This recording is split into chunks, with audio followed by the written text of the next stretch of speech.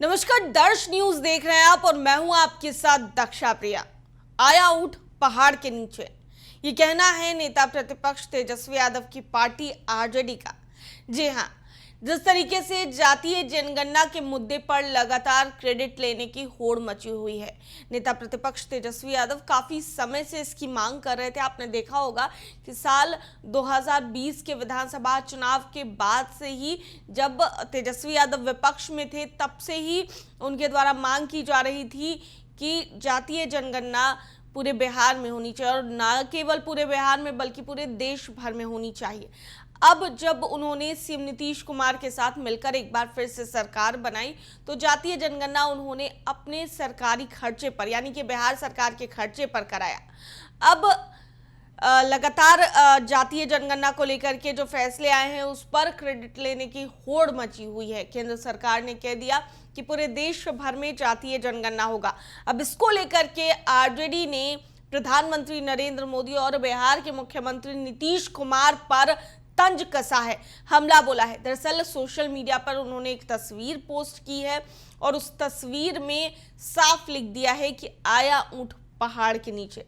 हम आपको वो तस्वीर दिखाते हैं, आप देखिए।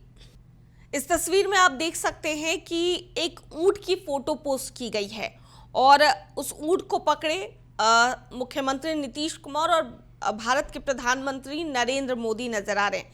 वहीं पीछे एक शहर बसा दिखाई दे रहा है, जिस पर भारत का झंडा लगा है, यानी तिरंगा झंडा लगा है, और उसमें एक तेजस्वी की तस्वीर बनी हुई नजर आ रही है। सीएम नीतीश कुमार की बात करें तो उनके मुंह से लिखा हुआ जो दर्शाया गया है वो ये है कि ई का हुई गवा, और ऐसे में ऊंट को पहाड़ के नीचे आने की बात कही जा रही है। अब ऐसे में जिस तरीके से जातीय जनगणना की मांग तेजस्वी यादव कर रहे थे, तो उन्होंने तो साफ कहा कि अब जब जातीय जनगणना हुआ है तो इसकी मांग पूरे मतलब बिहार में लगातार जो है तेजस्वी यादव इस मांग को उठा रहे थे। लेकिन अब जब पूरे देश भर में जातीय जनगणना होने की बात कही गई प्रधानमंत्री नरेंद्र मोदी द्वारा, तो साफ तौर पर तेजस्वी यादव ने कहा कि बिहार में चुनाव है और इसीलिए लोगों को लुभाने के लिए प्रधानमंत्री ने ये कदम उठाया, क्योंकि जिस चीज को बार बार वो कहते नजर आ रहे थे, उन्होंने भी अपने सरकारी खर्चे पर जब इसे कराने की कोशिश की, जब वो सीएम नीतीश कुमार के साथ थे, तो उन्होंने पत्र में इसका भी जिक्र किया कि काफी परेशानियों का उनको सामना करना पड़ा, काफी कठिनाई हुए, लेकिन बावजूद इसके जातीय जनगणना बिहार में हुई।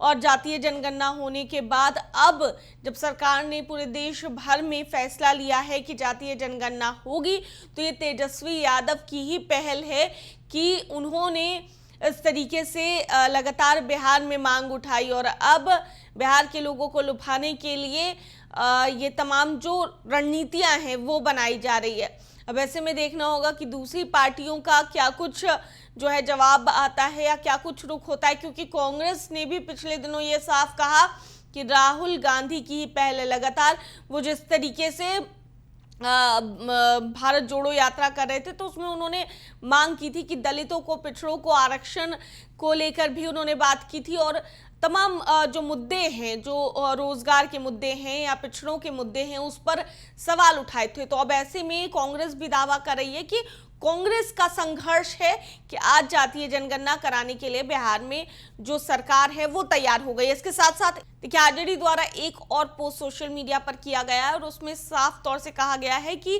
कास्ट सेंसस होने के बाद, यानी कि जातीय जनगणना होने के बाद, प्राइवेट सेक्टर में भी जो आरक्षण है उसको लागू करना चाहिए। आप देखेंगे कि पिछले दिनों जिस तरीके से मांग की गई, उसके बाद प्रधानमंत्री नरेंद्र मोदी को तेजस्वी यादव ने एक पत्र भी लिखा था और उस पत्र में कई सारी बातों का जिक्र किया गया था जातीय जनगणना से रिलेटेड। लेकिन अब अगर बात की जाए तेजस्वी यादव की पोस्ट की या फिर आरजेडी के पोस्ट की, तो लगातार क्रेडिट ले रहे हैं वो, और इसके साथ साथ उन्होंने साफ आरजेडी की ओर से ये पोस्ट कर दिया, ये कार्टून पोस्ट किया है कि आया ऊंट पहाड़ के नीचे।